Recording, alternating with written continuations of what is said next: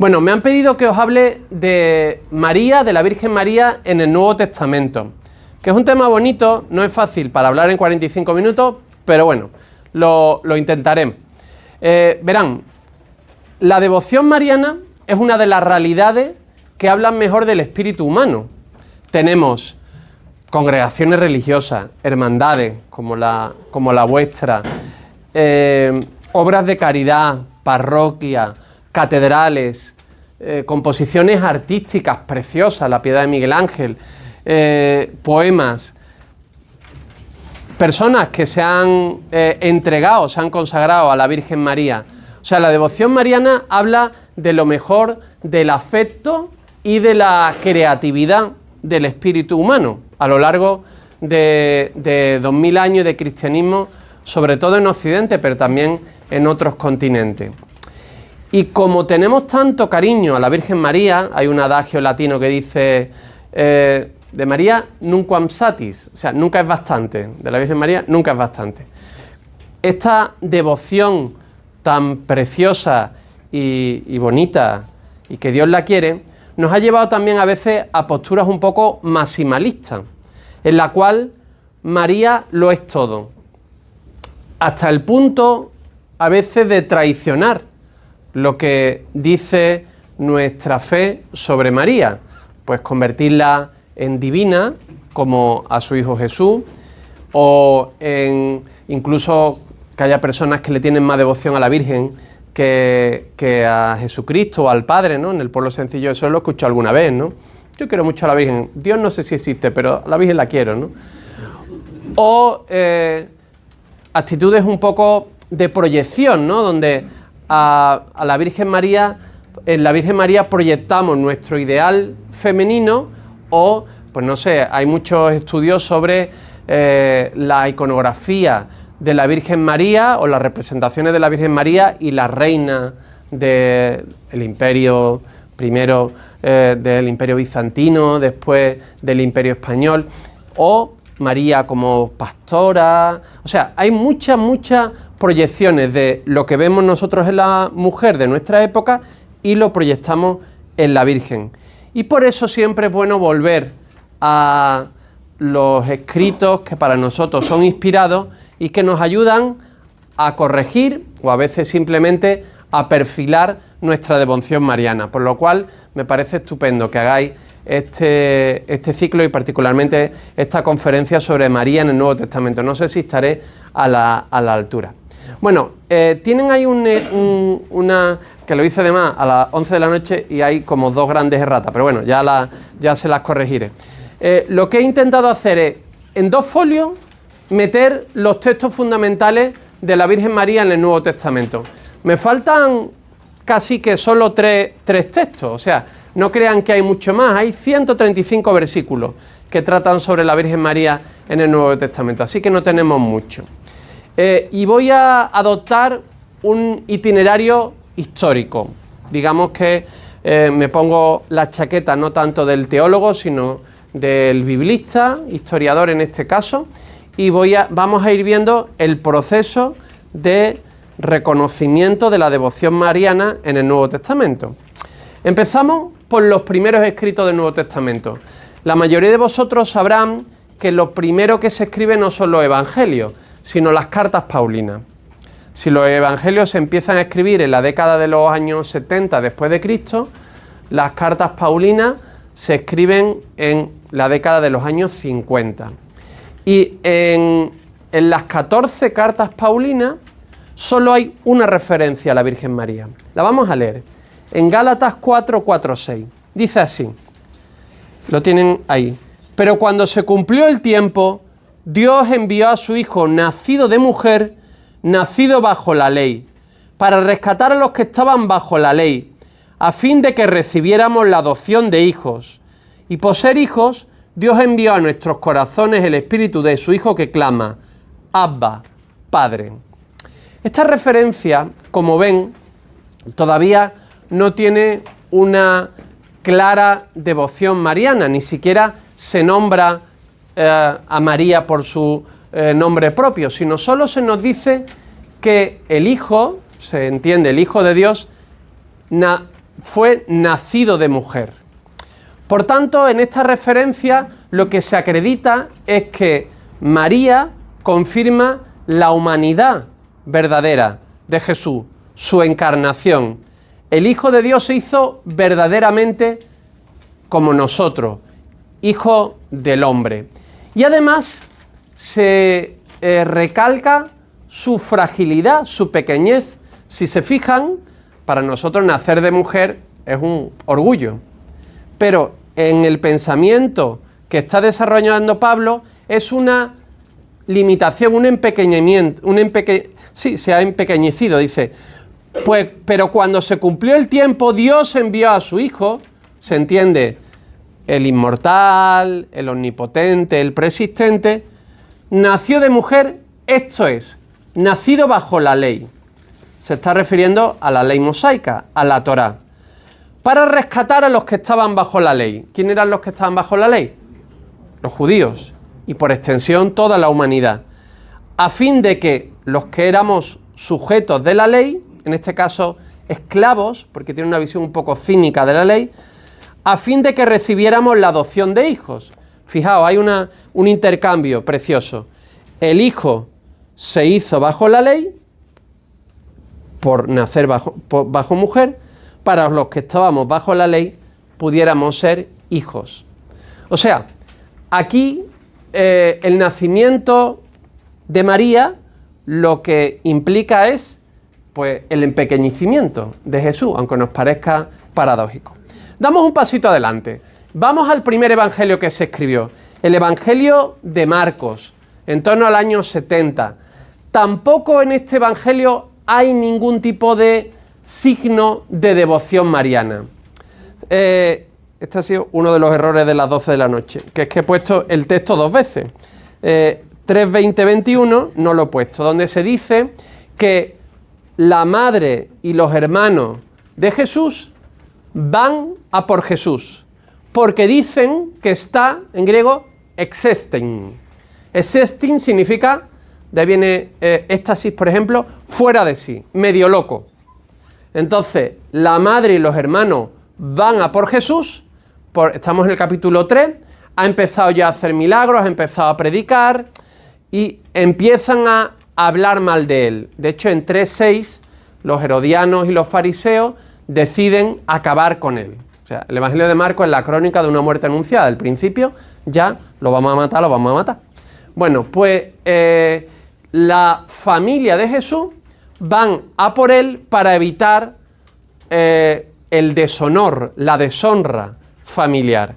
Y entonces Jesús dice que no se va. Ese texto tiene en medio el pasaje de Belcebú, que es un texto complicado que no lo puedo explicar ahora mismo, y termina con lo que viene aquí, que sí, eso sí lo he copiado, dice: entonces llegaron su madre y sus hermanos, y estando fuera enviaron a llamarlo. Y ahora dice que está fuera de sí. Y ahora paso a 31. La multitud que estaba sentada alrededor de él le dijo: tu madre y tus hermanos están fuera y te buscan. De nuevo, siguen ahí fuera. Él le respondió: ¿quién es mi madre y quién son mis hermanos? Y mirando a los que estaban sentados en círculo alrededor de él, dijo: he aquí mi madre y mis hermanos, porque todo el que hace la voluntad de Dios es en mi hermano, mi hermana y mi madre. Fijaos, Jesús quiere decir que hay algo más que los lazos familiares. Esto es, los lazos de la fe. Su madre y sus hermanos son todos los que están en una casa casi como esta, abarrotada, porque dice que no podían entrar de la gente que había. Son aquellos que escuchan la palabra y la cumplen, como dirá después Lucas, los que hacen la voluntad de Dios. Este texto, visto en el Evangelio de Marcos, es una especie de desplante a la madre. Está diciendo: no, ahora mismo no puedo atender a mi madre porque estoy atendiendo a los que Dios me ha encomendado, que son los que quieren hacer la voluntad de Dios. Como ven, este texto es duro. De hecho, Lucas, que tiene como base Marcos, lo corrige un poco. Lo corrige con, que no lo he puesto, con ese esa mujer que piropea desde el público a Jesús y dice: dichoso el vientre que te llevó y los pechos que te criaron. Ya es un piropo a María. Y Jesús corrige un poco, sin decir que esté mal ese piropo, y dice: dichosos más bien los que escuchan la palabra de Dios y la cumplen. O sea, este mismo texto ya lo dulcifica y lo convierte en piropo a María. Pero en Marcos todavía delata que la comunidad que lee el Evangelio de Marcos todavía no tiene devoción mariana, como pasa también con las comunidades paulinas. Todavía no han desarrollado el cariño a María, que poco a poco se irá desarrollando en la iglesia primitiva.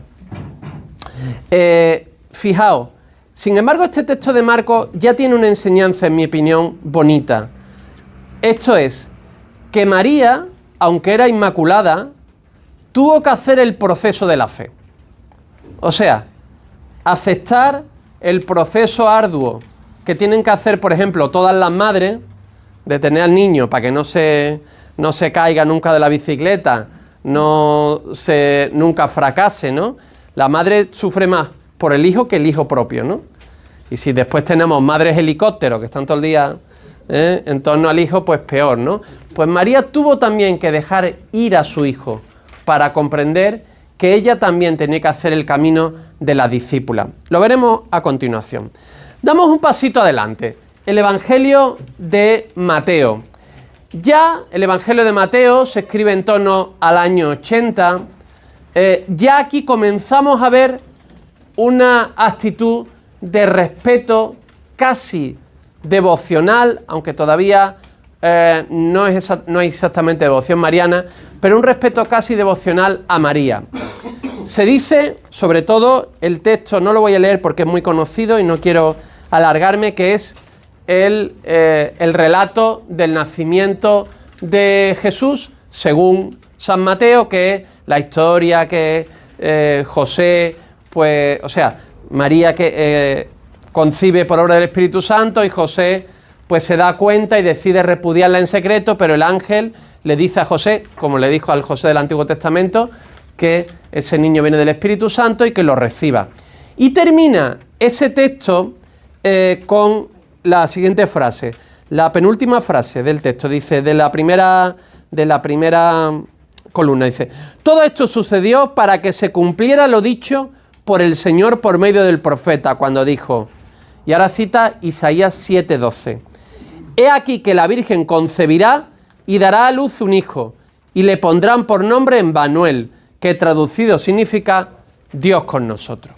Fijaos, el Evangelio de Mateo, que ya tiene infancia, el Evangelio de Marcos no conoce la infancia de Jesús, cuenta la infancia de Jesús desde la perspectiva de San José, ¿vale?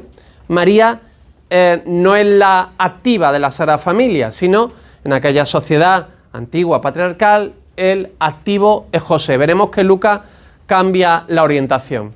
Y entonces el problema es de José, como mi mujer va a tener un niño, yo no he sido, decide repudiarla en secreto y rápidamente, no hay el suspense que vemos en las películas que montábamos, todo el suspense, el pobre José, no, Mateo en un versículo te quita el suspense, no hay suspense. El ángel rápidamente le dice que el niño viene del Espíritu Santo, por tanto su mujer ha concebido virginalmente. Y esta es la gran enseñanza de Mateo. El niño es verdadero hijo de Dios porque ha sido concebido no por un hombre, sino misteriosamente por el Espíritu Santo. Y eso queda acreditado porque así se cumple lo que dice el profeta Isaías en griego, que es una cosa interesante, pero bueno, dejémoslo ahí para no alargarme, que es que la Virgen concebirá y dará un hijo y le pondrá por nombre Emmanuel, que va a ser el gran texto del Evangelio de Mateo. Todo el Evangelio de Mateo podríamos decirle el Evangelio del Emmanuel. Se recurrirá muchas veces en sus textos propios y el final, la última frase de Jesús resucitado, que en Mateo, que solo aparece en este Evangelio, es: y he aquí que yo estoy con vosotros, o sea, el Emmanuel después de resucitado sigue con nosotros todos los días hasta el fin del mundo. Fijaos, hay aquí una conexión entre el nacimiento virginal y la resurrección. Igual que en el vientre de María sucede algo misterioso, milagroso, y por obra de Dios nace la vida, en el sepulcro sucede algo misterioso, milagroso, y sucede la nueva vida. Son los dos espacios de muerte, el vientre de una virgen, que no, así no concibe, y el sepulcro donde hay un fallecido, donde nacen la vida nueva de la nueva creación. Vale, Mateo incide en eso. Además, está el texto de Mateo 2, 9, 11, que no lo leáis porque también lo he copiado mal, la segunda rata, ya no hay más. ¿Qué voy a hacerle? Que era muy tarde y lo cogí mal. Cogí los dos versículos anteriores, que es el texto de los magos de Oriente. Fijaos, en todo el relato de Mateo, el protagonista es San José y la Virgen María no aparece casi.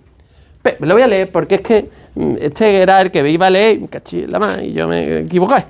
Me da coraje.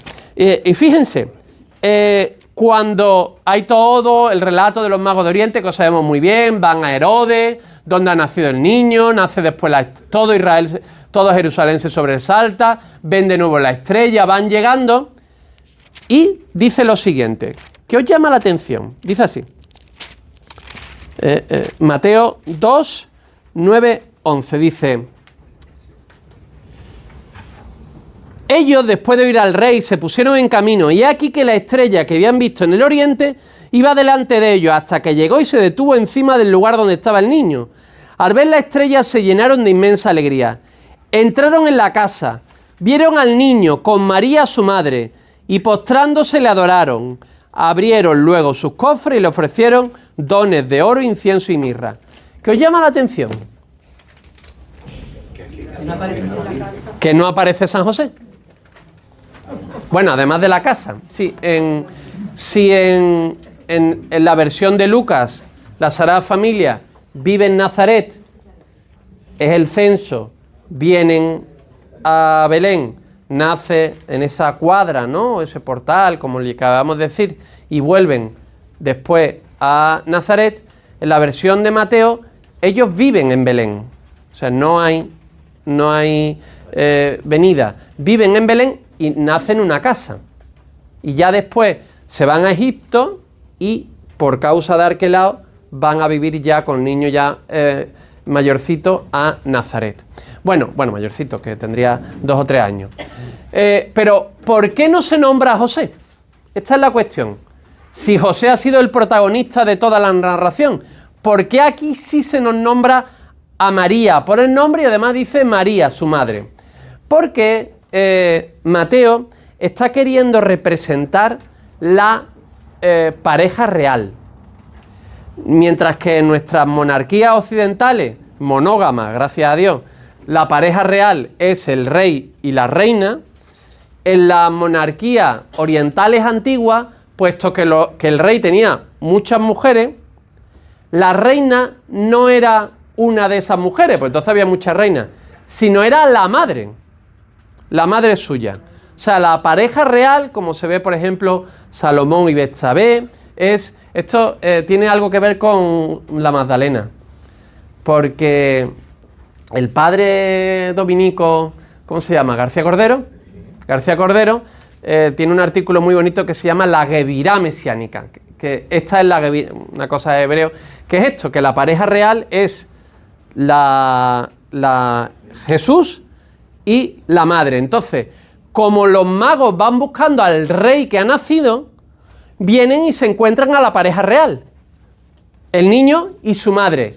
Y lo que ofrecen no son regalitos porque el niño es pobre y así tiene algo, como diría Santo Tomás de Aquino, por ejemplo, sino ofrecen los tributos al rey. O sea, le traen los tributos propios de un rey: oro, incienso y mirra, que así se cumplen las profecías de Isaías 60. O sea, aquí María ya se convierte en este sentido en reina de el hijo, o sea, reina y madre del hijo del rey. Vale. Ahora, todavía María no es modelo de identificación. Tenemos que esperar a el tercer evangelio, el evangelio de Lucas. Quizás se escribe un poquito después de Mateo, aunque en eso no estamos muy seguros, ¿vale? Torno a los 85 por ahí. Y en Lucas ya María sí es una mujer activa. Pregunta, guarda silencio, se pone en camino, discute. O sea, María ya es una mujer activa y además va a ser para Lucas modelo de discípula. Fijaos, el primer texto que os traigo es el de la Anunciación, que es de sobra conocido. Sin embargo, es bueno que intentéis... A ver, una cosa que quiero transmitiros es que nosotros tenemos en nuestra cabeza una especie de mezcla entre todos los evangelios. ¿Sí? Por ejemplo, ¿qué pasó antes? ¿Los pastores adoraron al niño Jesús o la visita de los magos de Oriente? ¿Los pastores? Bueno, no lo sabemos, porque los pastores lo cuenta Lucas y lo de los magos de Oriente lo cuenta Mateo, y ninguno de los dos se conocía. Son dos evangelios que no han leído el otro. Con lo cual, fijaos, en el siglo II, en el 170 después de Cristo, se escribió, hubo un intelectual cristiano, Taciano, que era un sirio, pero vino a Roma, y en Roma elaboró una mezcla entre los cuatro evangelios, lo que se llamó el diatésaron. Uno a través de cuatro. Entonces hizo eso que que mi padre tenía, que le había regalado un sacerdote de la obra, que era una concordancia de los evangelios, o sea, la historia una detrás de otra. Hubiera sido más fácil, ¿verdad? Sin embargo, la Iglesia declaró el diatésaron herético. No. ¿Por qué? Porque la Iglesia prefirió 4 y no 1, ya que al misterio de el Hijo de Dios no se puede acceder con una sola perspectiva, sino es necesario ir por 4 perspectivas, porque no solo porque cada una nos da una dimensión distinta y complementaria, sino porque así preservamos el misterio de Jesús. 4, ni más ni menos, dirá San Irineo en el Albertus Hereses en el 190. Así pues, tenemos que conocer cada evangelio en su identidad e intentar, escuchar a Mateo en el conjunto del evangelio de Mateo, y sí, podemos relacionarnos con lo que nos dice Lucas sobre Jesús, pero sin mezclar antes de leer cada evangelio en su identidad para no crear cortocircuitos. Bueno, pues Lucas es el que tiene una mariología más desarrollada. El primer texto que os traigo es la Anunciación. Lucas va a contar la infancia de Jesús en dípticos, en paneles de 2 a 2. Va a empezar contando la anunciación del ángel a el sacerdote Zacarías en el templo de Jerusalén, la anunciación de Juan el Bautista, y después nos cuenta la anunciación a María en un pequeño pueblecito que no sale en la Biblia, Nazaret, y sin embargo el niño que anuncia es más importante, porque es el Hijo de Dios. Después se nos van a ir contando, pues después viene la visitación, pero después se nos va a contar el nacimiento de uno y el nacimiento de otro.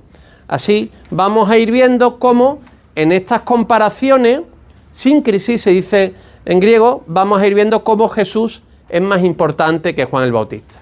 Bueno, pues después de ver a Zacarías, el sumo sacerdote, con lo cual alguien de mucha relevancia, dudar en Jerusalén, en el templo, y quedarse mudo, María, menos relevante, mujer y en un pueblecito, sin embargo, no duda.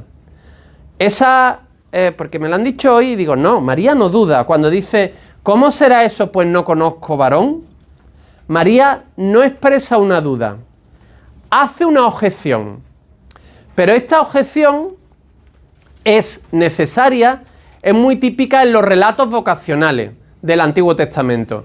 Y el relato de la Anunciación en realidad como género es un relato vocacional. Y las objeciones en los relatos vocacionales de la Biblia buscan demostrar que hay una distancia muy grande entre lo que Dios pide y la capacidad del que es llamado. De tal manera que si la gracia no interviene, el llamado no es capaz. La vocación más famosa con más objeciones es la de Moisés, que le pone 5. ¿Cómo voy a ir si no sé hablar? Te pongo a Aarón, que habla mejor que tú. Bueno, y si voy y digo quién me llama, quién me envía, le dice incluso el nombre de Dios, yo soy el que soy. Bueno, y si no me creen, le da el bastón. O hay muchas otras. Jeremías, yo soy un muchacho, no diga soy un muchacho. Isaías, soy un hombre de labios impuros en medio de un pueblo de labios impuros. O sea, todas estas objeciones lo que quieren es recalcar la fuerza de la gracia. Cuando María dice, ¿cómo será eso? Pues no conozco varón, está implícitamente demostrando que yo no tengo el niño porque yo sea muy buena. Yo tengo el niño virginalmente porque la gracia de Dios actúa en mí. De hecho, eso le dice el ángel. La fuerza del Altísimo vendrá sobre ti y te cubrirá con su sombra. O sea, la objeción no es una duda, es un elemento del género literario, relato de vocación, que lo que busca es recalcar la fuerza de la gracia en medio de, sí, la debilidad del llamado. Bueno, pues en la Anunciación lo más importante es el mensaje sobre Jesús. Y esto es fundamental que lo sepamos. María es como un puntero. Ella, en general, en el Nuevo Testamento, no es autorreferencial, como decía el Papa Francisco, sino siempre está remitiendo a Jesús. Lo que se cuenta de María es para hablar de Jesús. Cuando a ella se le anuncia que el hijo que va a nacer por obra del Espíritu Santo, o sea, en eso confirma la versión de Mateo, 2 evangelios que no se conocen dicen lo mismo, que el niño nace virginalmente, ¿vale? Pues lo que está queriendo es recalcar que él es hijo de Dios. Y además, en la versión de la Anunciación de Lucas, se subraya que es el hijo de David. Él va a heredar el trono de David, su padre. Por tanto, él es el Mesías de Israel y también el hijo de David, el esperado. Además, os decía que ya María aparece como modelo del discípulo. Hay una frase que es muy bonita y que, en mi opinión, es difícil de traducir. Esa de el ángel le da una razón de que lo que está sucediendo es verdad. Le dice, ahí tienes a tu prima Isabel, que ya está de 6 meses, la que llamaban estéril, porque para Dios nada es imposible.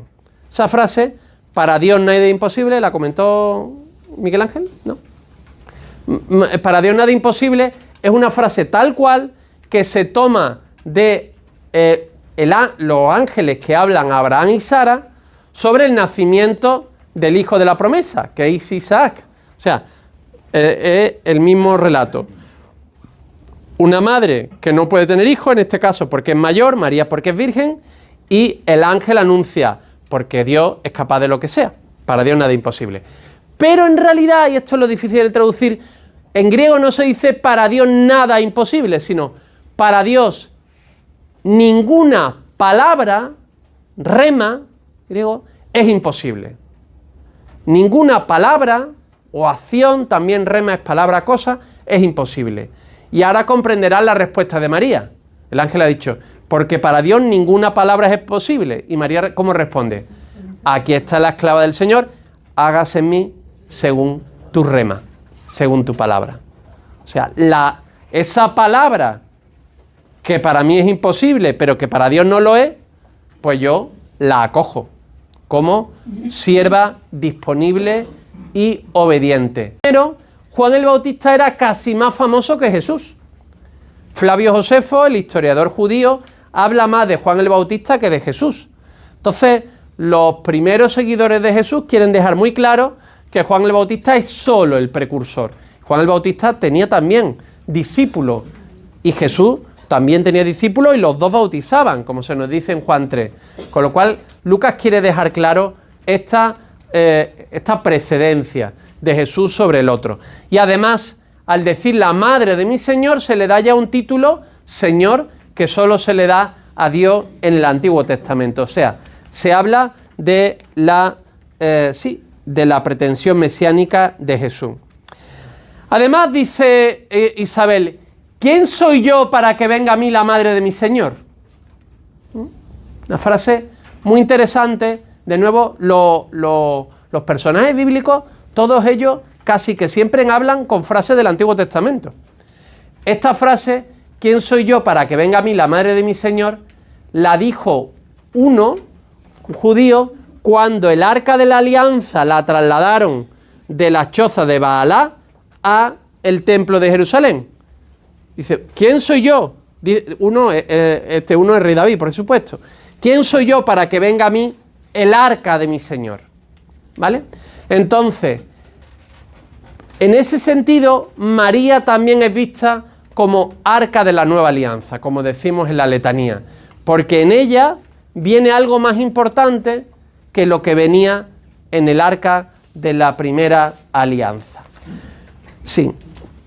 Además, María aquí aparece ya como discípula modélica, que los lectores de Lucas y nosotros también podemos imitar.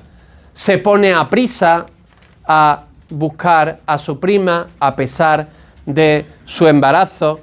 Es declarada bienaventurada porque ha creído, o sea, es modelo de creyente y es también bendita entre las mujeres.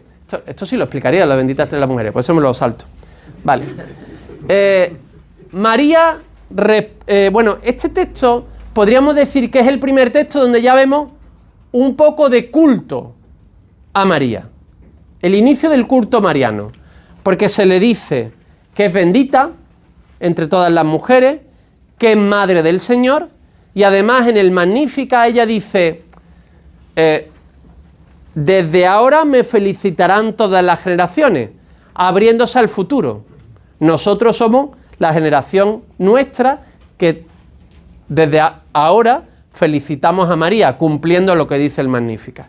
Bueno, el Magnífica también es precioso y en este himno de alabanza se dice mucho sobre María, pero no me puedo detener. Sobre todo se ve a una María que en su oración alaba a Dios. De nuevo, no es autorreferencial, sino que se convierte en modelo del pueblo que alaba a Dios. Tiene un esquema de abajamiento, exaltación. Él derriba del trono a los poderosos y enaltece a los humildes, a los hambrientos los colma de bienes y a los ricos los despide vacíos. O sea, los llamados pobres de Yahvé, los humildes y que lo pasan mal, van a ser los predilectos de Dios.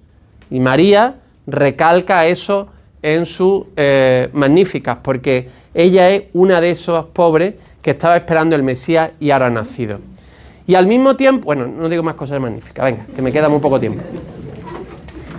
Ay, hay una frase que se repite 2 veces que me parece muy interesante y no la terminamos, en mi opinión, de comprender bien. Esto de María, por su parte, conservaba estas cosas y las meditaba en su corazón.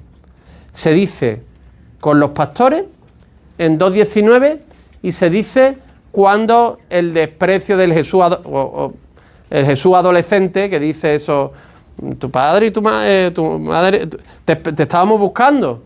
Y dice, ¿no sabíais que me debía dedicar a las cosas de mi padre?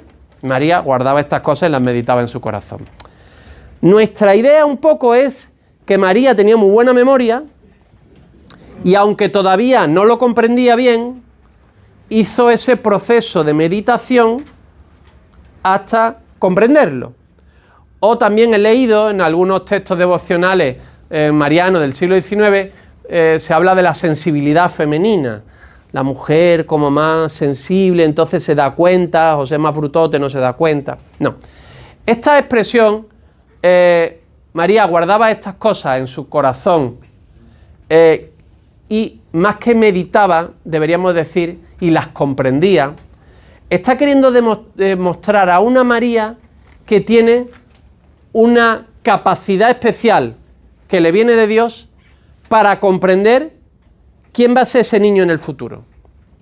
O sea, no nos está hablando del esfuerzo de María por comprender. Eso puede ser verdad, pero lo podríamos ver en otros textos. Sino en su capacidad de captar que eso que está pasando, o sea, que los pastores, gente ruda, que huele mal y que que es una cosa como muy poco divino, encierra un gran misterio, que es que ahí se está adorando al Hijo de Dios bendito. O que cuando dice precisamente que tu padre, que no sabes que debía dedicarme a las cosas de mi padre, María comprende que ciertamente es que ese niño no es nuestro, es de Dios. ¿Me explico? María es como la testigo fehaciente de la revelación de lo que ese niño va a ser.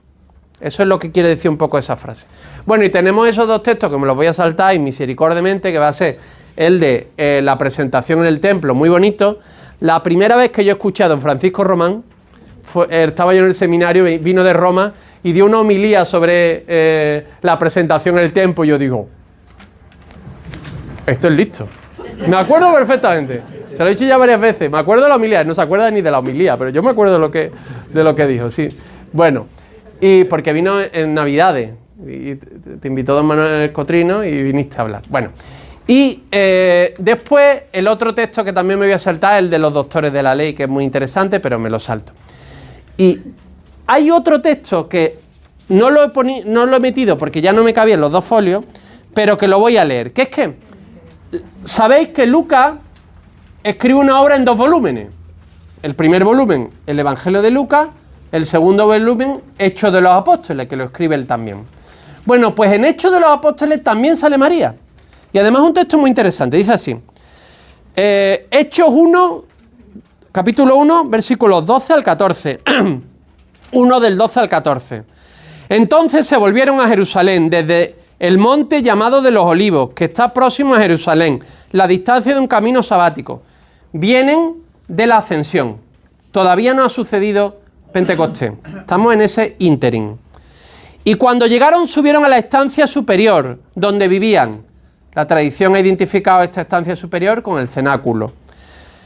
Pedro y Juan, Santiago y Andrés, Felipe y Tomás, Bartolomé y Mateo, Santiago el de Alfeo, Simón el Celota y Judas de Santiago. Todos ellos perseveraban en la oración con un mismo espíritu, en compañía de algunas mujeres y de María, la madre de Jesús, y de sus hermanos. Estos famosos hermanos, la familia de Jesús venida de Nazaret. O sea, María, en el relato de Lucas, está después de la resurrección. Para nosotros es una cosa evidente, pero solo lo sabemos por este texto. O sea, Lucas con ello quiere decir que si María en el primer evangelio representa al pueblo de Israel justo, a los pobres de Yahvé, que están ansiando la venida del Mesías, y ella lo acoge y dice que sí a Dios, ella es también ya, está en la primera comunidad de la iglesia. Por tanto, María hace como de eslabón que une al pueblo de Dios, esto es Israel, con la iglesia. Como decimos ahora, aunque a mí no me gusta nada, nuevo pueblo de Dios. No me gusta porque si decimos nuevo pueblo de Dios, decimos que Dios no ha escogido al pueblo de Dios de Israel, pero bueno, dejémoslo ahí. Entonces, María hace como eslabón entre Israel y la iglesia, ¿vale? Y además aparece en oración en la expectativa del don del Espíritu Santo. Esto también interesante. Bueno, y llegamos al cuarto evangelio, a Juan. Lo hay un poco mal. Bueno, Dios proveerá. En Juan, María solo aparece 2 veces. En lo que se llama el arco mariano. Aparece en el primer acto de Jesús, que es el primer milagro, las bodas de Caná, y al final, en la cruz. En las bodas de Caná, habéis escuchado 1000 veces, María tiene, como en el Evangelio de Lucas, un rol activo. María fuerza a Jesús a iniciar la historia de la salvación. De hecho, Jesús le responde con una frase muy dura. ¿Qué tengo yo que ver contigo, mujer? Que es una frase que se usan que Jesús la usa en otro evangelio para los demonios. Los demonios lo usan para Jesús. ¿Qué tenemos nosotros que ver contigo? O sea, es una frase dura. Pero María, a pesar de todo, fuerza el inicio. Y en las bodas de Caná, que no voy a explicar para ir terminando, hay como algo de inconcluso, de irresuelto, porque, fijaos, dice, todavía no ha llegado mi hora. Entonces, ya el lector dice, ¿y cuándo llega la hora? Pues María va a volver otra vez cuando es la hora, en la cruz. O la transformación del agua en vino se va a completar en la cruz, cuando en el cuarto evangelio del pecho de Jesús sale el agua y la sangre. Hay varias alusiones, pequeñas palabritas que conectan estos dos textos.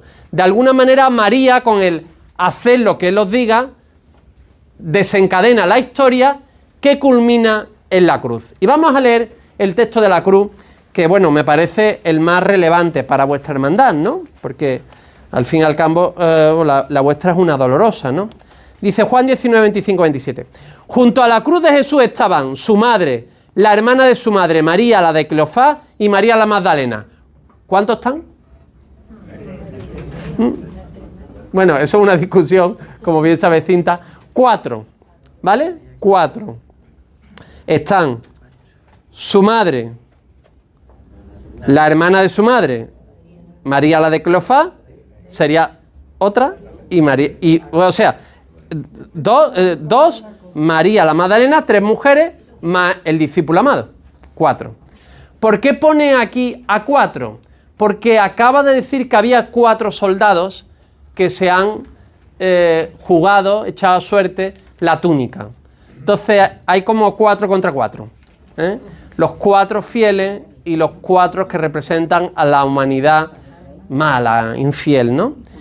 Y este texto no hay que leerlo solo como una crónica histórica, sino principalmente hay que verlo con la profundidad que le quiere dar Juan. Juan, o el cuarto evangelio, representa a Jesús legando su testamento, sus últimas voluntades. Y la última voluntad es crear una nueva familia que va a permanecer después de su misterio pascual.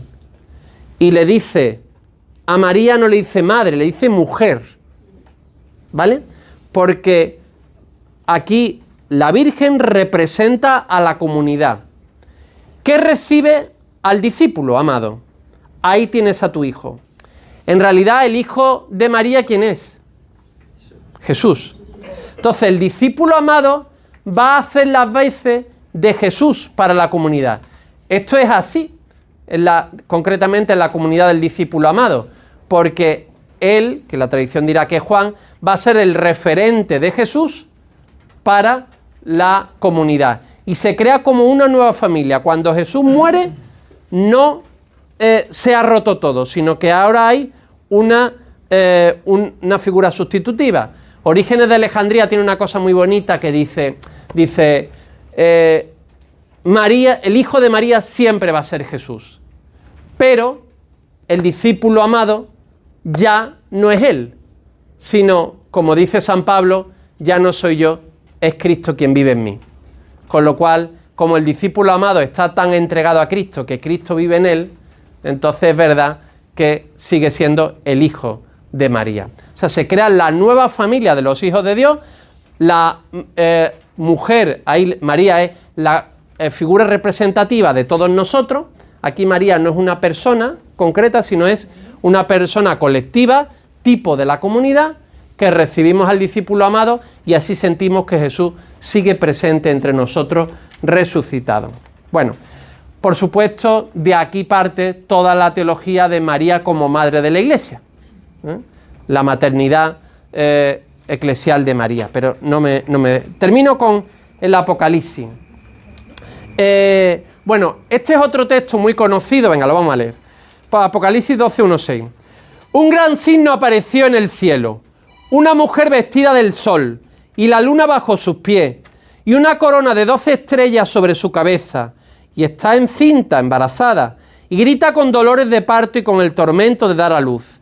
Y apareció otro signo en el cielo, un gran dragón rojo que tiene 7 cabezas y 10 cuernos, y sobre su cabeza 7 diademas, y su cola arrastra la tercera parte de las estrellas del cielo y las arrojó sobre la tierra.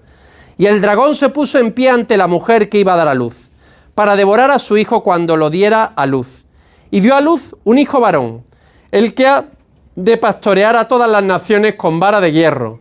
Y fue arrebatado su hijo junto a Dios y junto a su trono.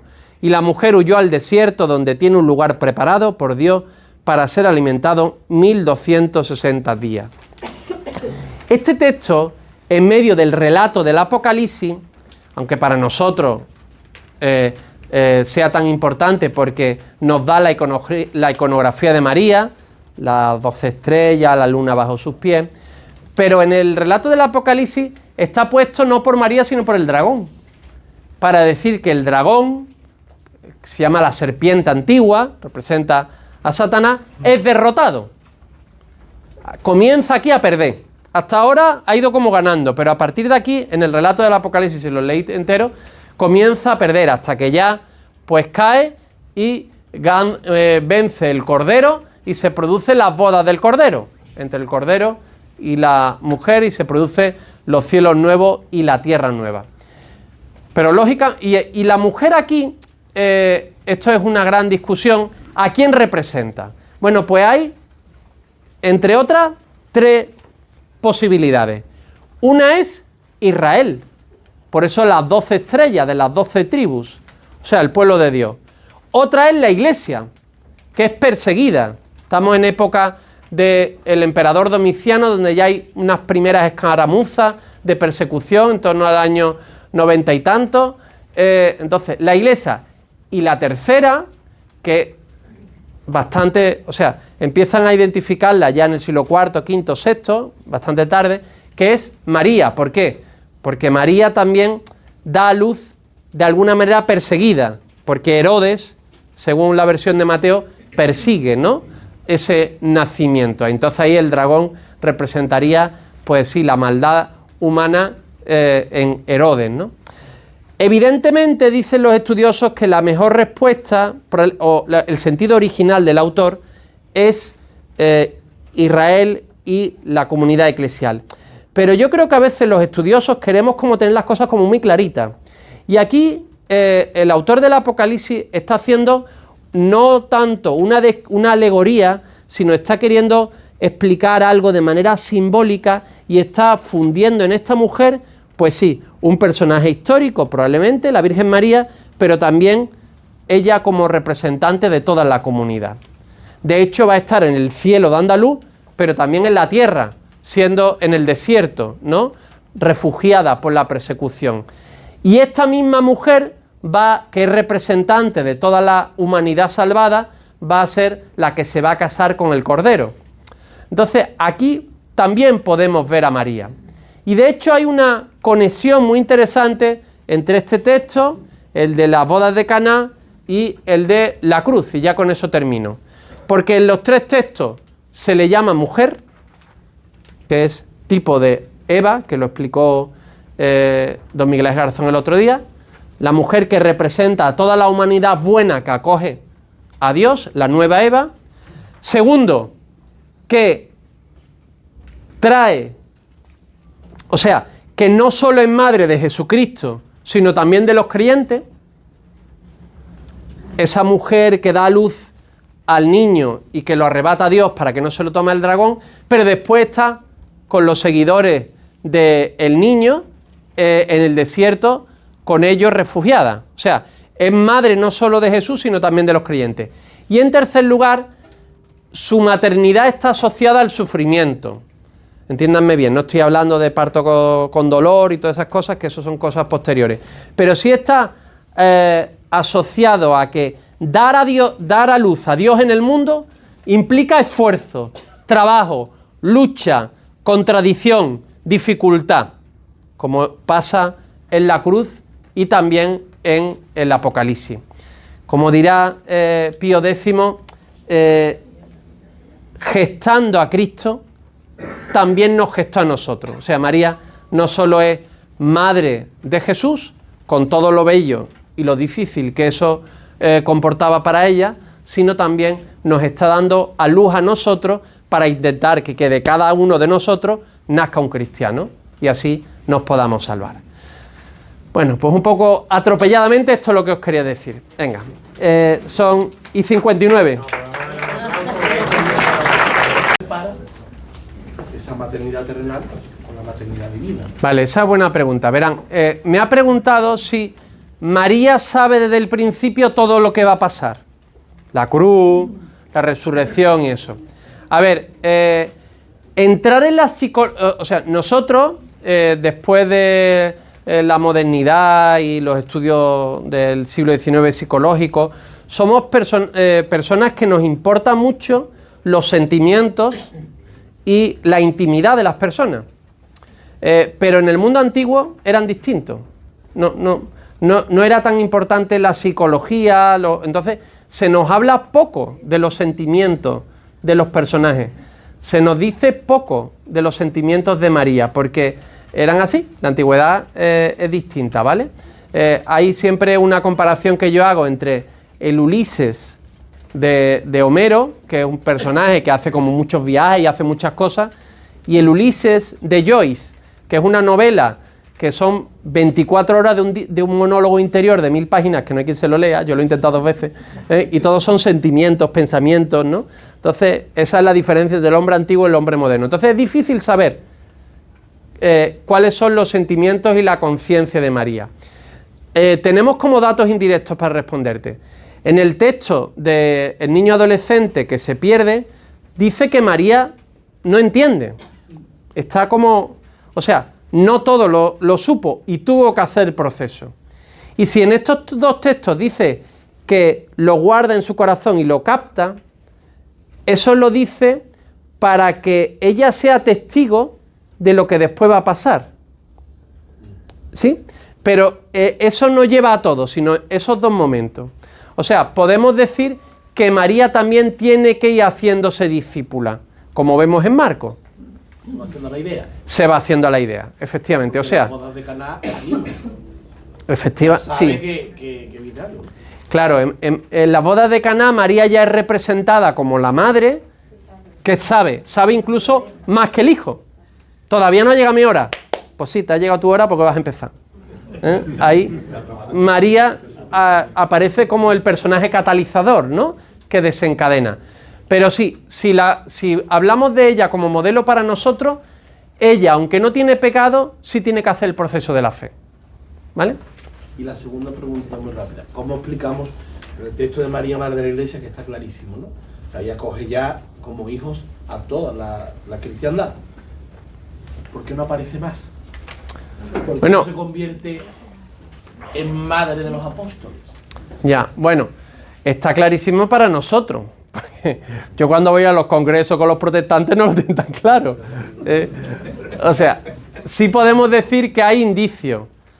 Se usa un artículo, la madre, con lo cual se le da como un título que ya es reconocido para la comunidad, y hay una especie de reciprocidad. Ahí tienes a tu hijo, ahí tienes a tu madre, ¿no? O sea, hay indicios que a mí me parecen que suficientemente hablan de María como madre de la comunidad, no solo de Jesús, de hecho, del discípulo amado. Ese es el texto más claro.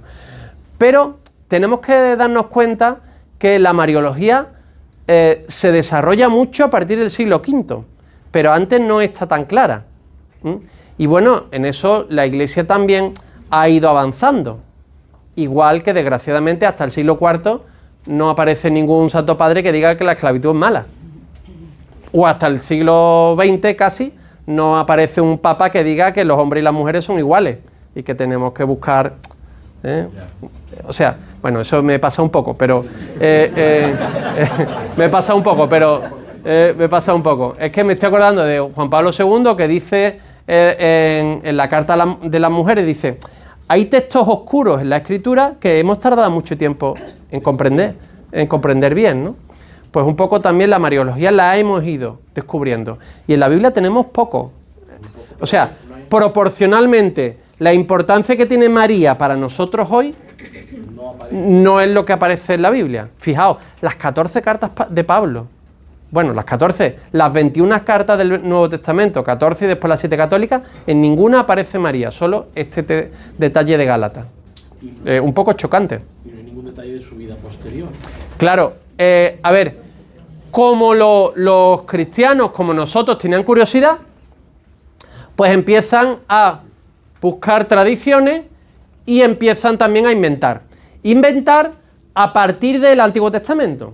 Entonces, por ejemplo, se crea el gran texto, que si queréis ver un texto ya donde María es protagonista, es el Protoevangelio de Santiago, que es un evangelio apócrifo, pero que es leído por la Iglesia como un texto o sea, ha sido leído hasta en la liturgia.